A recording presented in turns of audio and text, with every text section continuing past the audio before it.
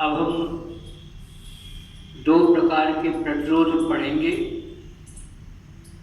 एक ओमिक प्रतिरोध और दूसरा अनओमिक प्रतिरोध। ओमिक रेसिस्टेंस और अनओमिक रेसिस्टेंस। ओमिक प्रतिरोध वे प्रतिरोध जो ओम के नियम का पालन करते हैं ओमिक प्रतिरोध कहलाते हैं। लेकिन ओम का नियम बतलाता है कि यदि चालक की भौतिक अवस्था और विशेष रूप से ताप में परिवर्तन ना हो तो चालक के सिरों का विभवांतर उसमें प्रवाहित धारा के समानुपाती होती है। या यूं कहें, धारा चालक से बहने वाली धारा उस चालक के सिरों के विभवांतर के समानुपाती होती है। जितने अनुपात में विभवांतर का मान बदलता है उसी अनुपात में धारा का मान भी बदल जाता है। तो जब हम विभवांतर और धारा में ग्राफ बनाएंगे, आरेख बनाएंगे ओमिक प्रतिरोध के लिए, इस चित्र में बना हुआ इस प्रकार का ग्राफ प्राप्त आएगा जो मूल बिंदु से गुजरेगा। इस ग्राफ को बनाते समय एक्स अक्ष पर हमने चालक के सिरों के विभवांतर को अंकित किया है और वाई अक्ष पर संगत विद्युत धारा को अंकित किया है। ये सरल रेखीय ग्राफ प्राप्त हो रहा है। जो भी ग्राफ सरल रेखीय होता है वो तब होता है जब जिन भौतिक राशियों में वो ग्राफ बनाया गया है वे राशियां परस्पर समानुपात में हो। ये भी सरल रेखीय ग्राफ है। इससे तात्पर्य हुआ V और I इन दोनों में समानुपात का संबंध है। तो ओमिक प्रतिरोध सभी चालक धातुएं सभी धातुएं ओम के नियम का पालन करती हैं।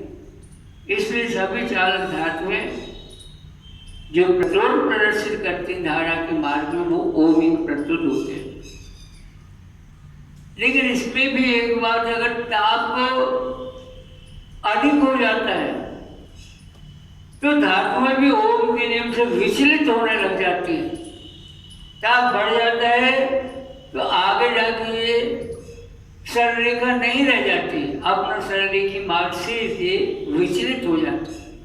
तो विशेष बात हमने ध्यान करी है, यद्यपि सभी चालक धातुएं ओम के नियम का पालन करती हैं, मतलब उनके सिरों पर विभवांतर उनमें बहने वाली धारा के समानुपाती होता है, या उन चालकों में बहने वाली धाराएं उन चालकों के सिरों के विभवांतर के समानुपाती होती है। लेकिन एक बात और हमने पढ़ ली, यदि ताप ज्यादा उच्च हो जाता है तो फिर धातुएं भी ओम के नियम का पालन नहीं करती। मनोच्च ताप पर ये ग्राफ सरल रेखीय ग्राफ नहीं रहता है, ये भी अपने सरल रेखीय स्वरूप से परिवर्तित हो जाता है। इस प्रकार से वक्र आ जाता है आगे जाते। ये हमने ओमिक प्रतिरोध की बात करी है। तो सभी चालक धातुएं ओम के नियम का पालन करती हैं, अतः उनके जो प्रतिरोध है उनके द्वारा धारा के मार्ग में जो रुकावट है उसको हम ओमिक प्रतिरोध के नाम से पुकारते। अब दूसरा अनोमिक प्रतिरोध की बात करें तो स्पष्ट बात है, वे पदार्थ जो ओम के नियम का पालन नहीं करते लेकिन धारा के मार्ग में अवरोध प्रस्तुत करते हैं, धारा के मार्ग में रुकावट डालते। रुकावट डालते मैंने प्रतिरोध तो है वो, लेकिन ओम के नियम का पालन नहीं करते। इस प्रकार के पदार्थों के द्वारा प्रदर्शित प्रतिरोध को अनओमिक प्रतिरोध कहते हैं, अनओमिक रेजिस्टेंस कहते हैं।